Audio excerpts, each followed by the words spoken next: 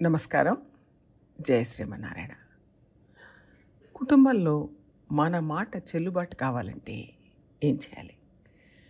ఒకరి మాట చెల్లుబాటు కావాలంటే వారు బాగా మాట్లాడే వాళ్ళైతే వారి మాట వింటారు. లేక ఒకరు తక్కువగా మాట్లాడతారు కానీ కరెక్ట్గా మాట్లాడతారు అన్నప్పుడు వారి మాట వింటారు. ఒక ఉదాహరణ చూద్దాం. అందరూ వాట్సాప్ చూస్తూనే ఉన్నాం. ఎవరో కొంతమంది చూడరు. కానీ చూస్తున్న వాళ్ళ గురించి చెప్పుకుంటున్నాం. అందులో ఒక్కొక్కళ్ళతో మనం మాట్లాడే విషయాలు చాట్ అని వస్తుంది. ఎన్ని రోజులు కావాలన్నా ఆ విషయాలు అలాగే ఉంచుకోవచ్చు, లేక తీసేయచ్చు. అది దానంతట అదే చెరిగిపోయే విధానాలు కూడా ఉన్నాయి. ఎవరికో 10 రోజుల క్రితం ఒక విషయం పంపించాం. ఒక సందేశం మనకు కావాలి. అదొక మంచి విషయం. ఎవరో నాకు పంపారు, లేక నేను వారికి పంపి ఉండొచ్చు, లేక నేనే రాసింది కావచ్చు. అది ఎవరు పంపారు అని కూడా నాకు గుర్తు రావట్లేదు. ఇప్పుడు నాకు ఆ మెసేజ్ కావాలి. వెంటనే చాట్ బాక్స్ ఓపెన్ చేస్తాం. ఎవరి చాట్ బాక్స్లో వెతకాలి? రోజు చాలామంది మెసేజ్లు పంపిస్తూనే ఉన్నారు. రోజు పంపేవారి చాట్ బాక్స్ చూద్దామా, లేక ఎప్పుడో ఒకసారి చాట్ చేస్తారు అలాంటి వాళ్ళ చాట్ బాక్స్ చూద్దామా? వాళ్ళ మెసేజ్లు తక్కువగా ఉంటాయి. వాళ్ళ మెసేజ్ తక్కువగా పంపిస్తూ ఉంటారు. బహుశా వారు పంపించి ఉండొచ్చు. ఒకసారి వారి చాట్ బాక్స్ చూద్దామా అని అనుకుంటాం. ఇది ఎవరికైనా సహజమే. ఎవరైనా ఇలాగే చేస్తారు.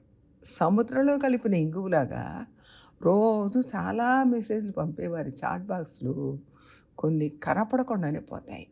దాన్ని వెతకడం కష్టం. అదే నెలకు 1-2 మెసేజ్లు పంపేవాళ్ళు అనుకోండి, అక్కడ వెతికితే తొందరగా దొరుకుతుంది. అందుకే ఈ ఉదాహరణ చెప్పుకున్నాం. ఎవరు తక్కువగా మాట్లాడతారో వాళ్ళ దగ్గర ఒక మెసేజ్ వస్తే అది వెంటనే స్వీకరిస్తాం. అది మనసుకు హత్తుకునేట్టుగా ఉంటుంది. వారు ఎప్పుడు పడితే అప్పుడు చెప్పరు. చెప్పారంటే ఖచ్చితంగా ఉంటుంది అని అటువంటి వాటిని స్వీకరిస్తాం. అదే రోజు ఎవరితోనో చాలాసేపు మాట్లాడుతున్నాం అంటే వాళ్ళ విషయంలో అటెన్షన్ కూడా పోతుంది మనకు. వాళ్ళతో ఎప్పుడు మాట్లాడుతూ ఉంటాం, అంతేకాని సీరియస్గా తీసుకోవాల్సినవి ఎక్కువగా ఉండవు. ఆ మెసేజ్ని వెతుక్కోవడం కూడా కష్టమే. అలా చాలా మాట్లాడే వాళ్ళతో కొన్ని విషయాల్లో మనకు వాళ్ళకు అభిప్రాయాలు కలుస్తాయి. మరికొన్ని విషయాల్లో కలవకపోనవచ్చు. కలవదేమో అనే భావన కూడా ఏర్పడుతుంది.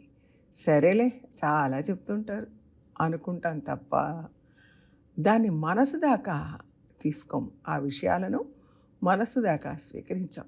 కానీ ఎప్పుడో తక్కువగా చాట్ చేసే వాళ్ళ విషయంలో చాలాసార్లు వాళ్ళ అభిప్రాయం మన అభిప్రాయం కలవకపోవచ్చు, లేదా బాగా కలిసిపోనవచ్చు కూడా. ఎందుకంటే మాట్లాడిందే తక్కువ కాబట్టి ఎప్పుడు వారికి మనకి అభిప్రాయం కలవకపోతే వారితో మాట్లాడడం, చాట్ చేయడం అప్పుడే మానేస్తాం. బాగా కలిసిపోయింది, వారి అభిప్రాయం నా అభిప్రాయం ఒకలా ఉన్నాయి అనుకుంటే వారితో బాగా చాట్ చేస్తాం. అందుకని ఈ వాట్సాప్ ఉదాహరణ చెప్పుకున్నాం. ఒక విషయం తెలుసుకోవాలని మిస్ అయింది అంటే దాన్ని తక్కువగా మెసేజ్లు ఉన్న దాంట్లోనే చూస్తాం. ఎక్కువ మెసేజ్లు ఉన్న దాంట్లో చూడలేము. ఇంకా వారు మాట్లాడుతున్నప్పుడు తనకన్నీ తెలిసినట్టుగా మాట్లాడతారు. కొన్ని విషయాలు నాకు తెలుసు, వాటి గురించి అయితే నేను చెప్పగలను అని కొంతమంది అంటారు. ఇలాంటి వాళ్ళైతే మనకు కావాల్సిన విషయం గురించి అడుగుతాం. వాళ్ళ విషయంలో ఎక్స్పర్ట్స్ కాబట్టి వాళ్ళని ఆ విషయంలో సందేహం అడగొచ్చు. వాళ్ళకి తెలిసిన విషయం వరకు వాళ్ళు చక్కగా మనకు సలహా ఇస్తారు. నాకన్నీ తెలుసు, ఏదైనా చెప్పగలను అనే వాళ్ళని మనం అస్సలు అడగకూడదు. ఎందుకంటే వాళ్ళకి ఏది తెలియదు అని అర్థం. అన్నీ తెలుసు అనే వాళ్ళకి అంతగా ఏది తెలియదు అని మనం అర్థం చేసుకోవాలి.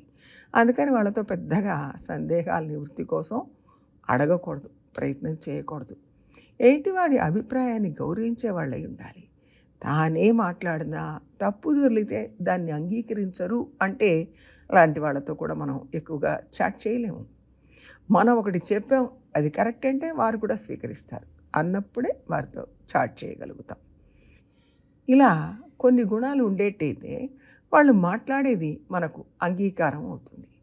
మనం మాట్లాడేది కూడా వారికి అంగీకారయోగ్యంగా ఉంటుంది. ఈ పద్ధతి మనం ఖచ్చితంగా పాటిస్తే మన మాట ఎక్కడైనా చెల్లుబాటు అవుతుంది. జయ శ్రీమన్నారాయణ.